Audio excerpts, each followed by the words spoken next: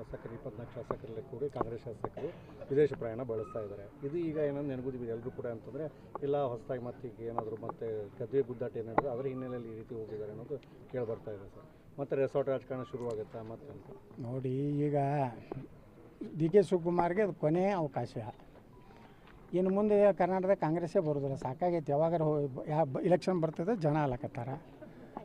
ಆ ಟೈಮ್ನಾಗ ಇವರು ಏನಾರು ಮಾಡಿ ನಾನೇ ಈಗ ಆಗಬೇಕು ಆಗ್ಲಿಕ್ಕಂದ್ರೆ ಮುಂದೆ ಎಂದು ಭವಿಷ್ಯದಲ್ಲಿ ಅಂತ ಪಾಪ ಡಿ ಕೆ ಶಿವಕುಮಾರ್ ಓಡಾಡ್ತಾ ಇದ್ದಾರೆ.